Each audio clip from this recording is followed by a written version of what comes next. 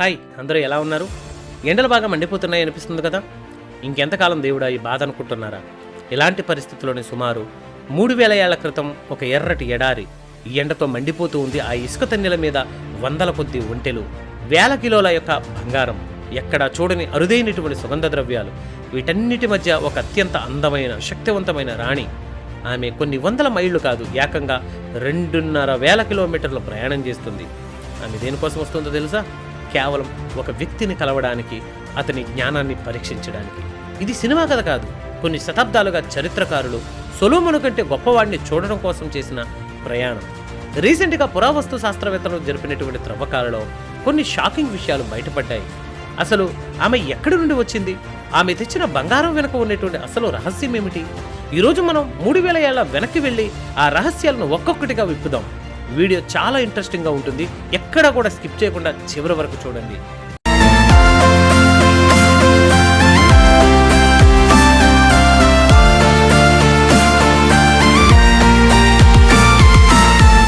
Hello friends, నా పేరు Daniel. మీరు చూస్తున్నారు Bible unknown fakes Telugu YouTube channel. బైబిల్లో మొదటి రాజుల గ్రంథం 10వ అధ్యాయం మరియు దినవృత్తాంతముల 2వ గ్రంథము 9వ అధ్యాయంలో ఒక స్త్రీ గురించి, ఒక రాణి గురించి చూస్తాము. ఒకసారి ఆలోచించండి. అప్పట్లో సొలొమోను రాజు యొక్క పేరు ప్రపంచమంతటా మారిమోగిపోతుంది.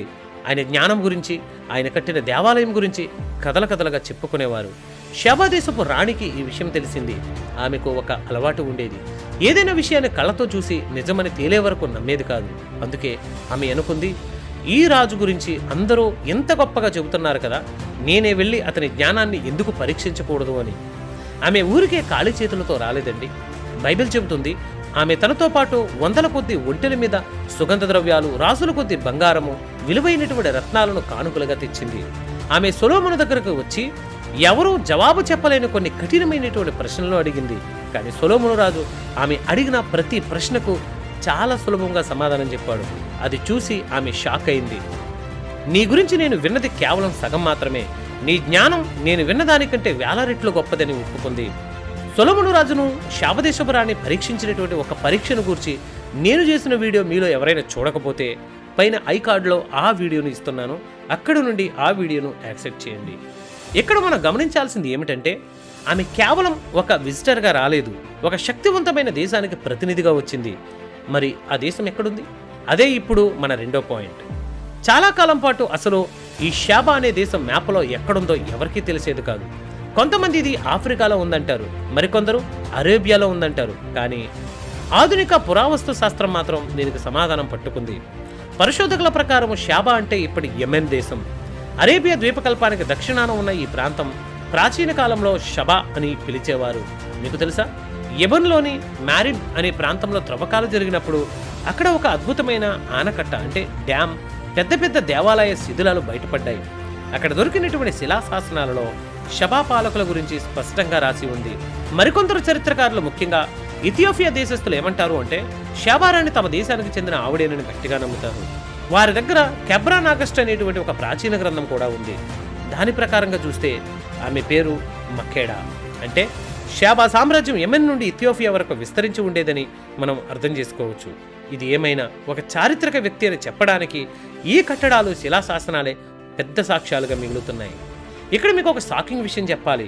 షెబా రాణి గురించి కేవలం బైబిలే కాదు, అప్పట్లో ప్రపంచాన్ని వణికించిన అస్సూరి సామ్రాజ్యపు రికార్డులు కూడా మాట్లాడుతూ ఉన్నాయి.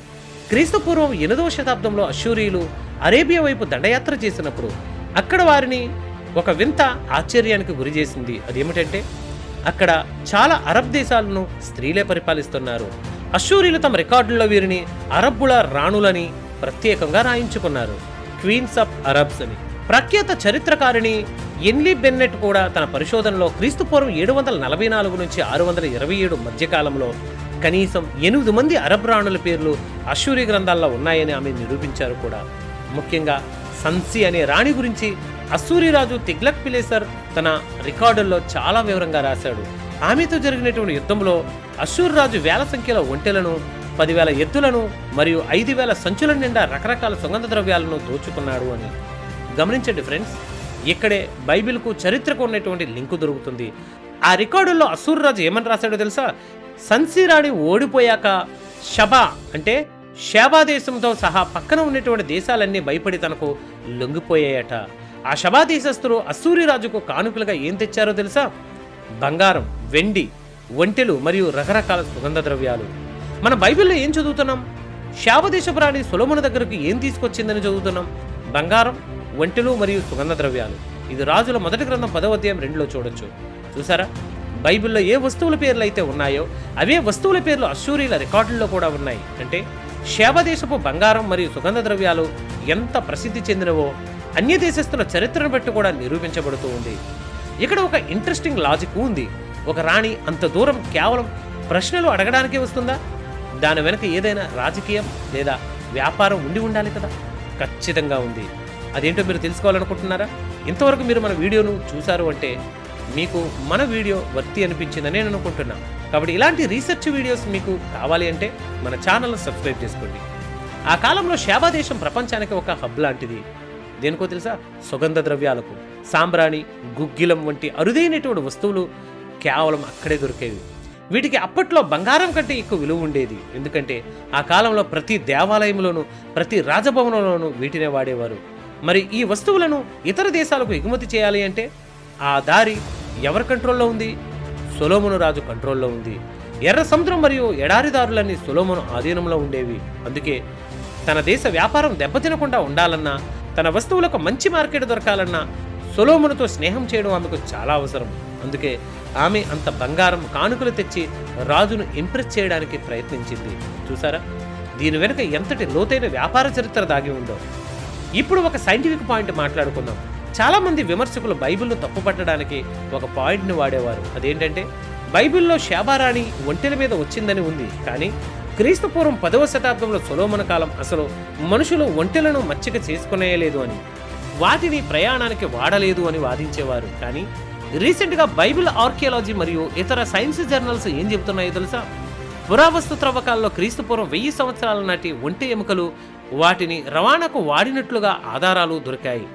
ముఖ్యంగా రాగి గనుల దగ్గర ఒంటెల భారాలు మోయడానికి వాడేవారని రుజువైంది. అంతేకాదు శాబారాణి ఇచ్చిన చందనపు కర్రల గురించి కూడా పురావస్తు ఆధారాలు దొరికాయి. మనకు అన్నిటికంటే పెద్ద గ్యారంటీ ఎక్కడ దొరుకుతుందో తెలుసా? క్రొత్త నిబంధనలో సాక్షాత్తు ప్రభువైన యేసుక్రీస్తు వారి నోటు నుండే.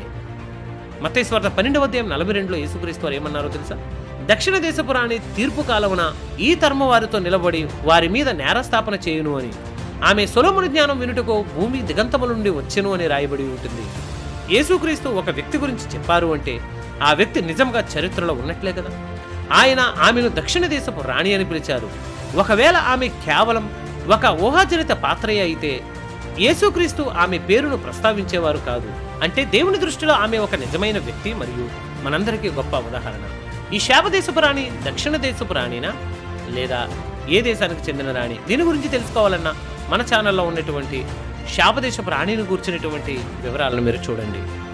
ఆ రాణికి అన్ని సౌకర్యాలు ఉన్నాయి. బంగారం ఉంది, అధికారం ఉంది.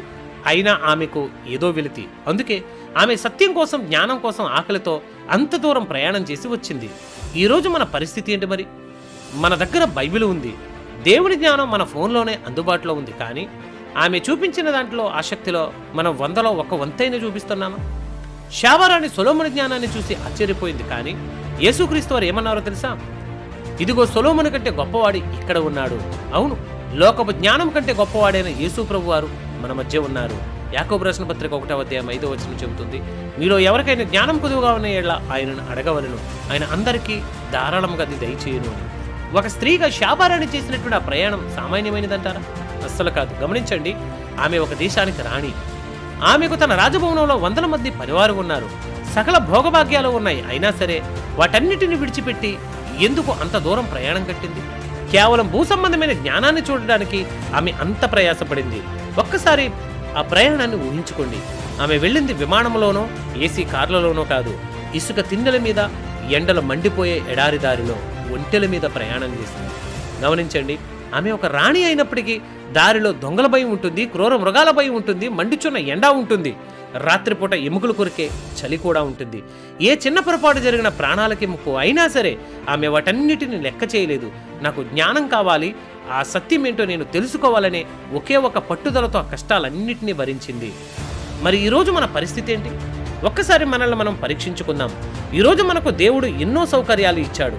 ఆరాధించడానికి వెళ్ళడానికి బైకులు ఉన్నాయి, కార్లు ఉన్నాయి, చర్చిలో ఫ్యాన్లు, ఏసీలు ఉన్నాయి. కానీ మనలో ఎంతమందికి ఆ రాణికి ఉన్నంత ఆసక్తి ఉంది? ఆలోచించండి. ఆదివారం పొద్దున్నే చిన్న వాన పడితే చాలు, ఈరోజు వాన పడుతుంది కదా, ఇంట్లోనే ఉండి యూట్యూబ్లో ప్రార్థన చూద్దాంలే అని అనుకుంటాం. కొంచెం ఎండ ఎక్కువైతే అబ్బా ఈరోజు చాలా వేడిగా ఉంది, వెళ్ళడమే కష్టమని సాకులు వెతుక్కుంటాం. గమనించండి, శాబరాణి వెళ్ళింది కేవలం జ్ఞాని అయిన సొలొమోను దగ్గరికి. సొలొమోను కేవలం ఒక మనిషి మాత్రమే. కానీ మనం ఎవరి దగ్గరికి వెళుతున్నాం? సొలొమోను కంటే గొప్పవాడైన మన పరలోకపు తండ్రి అయిన దేవుని దగ్గరికి వెళుతున్నాం. ఈ సృష్టిని సృష్టించిన దేవుణ్ణి ఆరాధించడానికి వెళ్ళేటప్పుడు ఎండైతే ఏంటి, వాన అయితే ఏంటి? మన సౌకర్యాల కంటే దేవుని సన్నిధి ముఖ్యమని ఎప్పుడు గ్రహిస్తాం? ఆమె అంత దూరం ప్రయాసపడి వెళ్ళింది కాబట్టే ఈరోజు 3000 ఏళ్ల తర్వాత కూడా ఆమెను గురించి మనం మాట్లాడుకుంటున్నాం. సాక్షాత్తు యేసు ప్రభు ఆమెను ఒక గొప్ప ఉదాహరణగా చూపించారు. తీర్పు రోజున శావాదేశపు రాణి నిలవబడి మనల్ని చూసి ఇలా అడుగుతుందేమో, నేను కేవలం ఒక మనిషి మాట వినడానికి అన్ని మైళ్ళు ఎడారిలో ప్రయాణం చేశాను, మరి మీకు దేవుడు అన్ని సౌకర్యాలు ఇచ్చినా ఆయనను ఆరాధించడానికి చర్చిదాకా ఎందుకు వెళ్ళలేకపోయారు, ఎందుకు రాలేకపోయారు అని అడిగితే మనం ఏం సమాధానం చెబుతాం? మన భక్తి అనేది కేవలం సౌకర్యాల మీద ఆధారపడి ఉండకూడదు. ఎండైనా, వానైనా, కష్టమైనా, నష్టమైనా మనం దేవుని దగ్గరికి వెళ్ళాలి. ఆయన్ని ఆరాధించడం మన ప్రధానమైనటువంటి ప్రియారిటీ కావాలి. శాబారాణి లాంటి ఆసక్తిని మనము కలిగి ఉన్నాం. ఈ వీడియో కనుక మీకు నచ్చితే ఈ వీడియోను లైక్ చేయండి, షేర్ చేయండి. మన ఛానల్ సబ్స్క్రైబ్ చేసుకొని మరిన్ని వీడియోస్ కోసం బెల్ ఐకాన్ని క్లిక్ చేయండి. Thank you.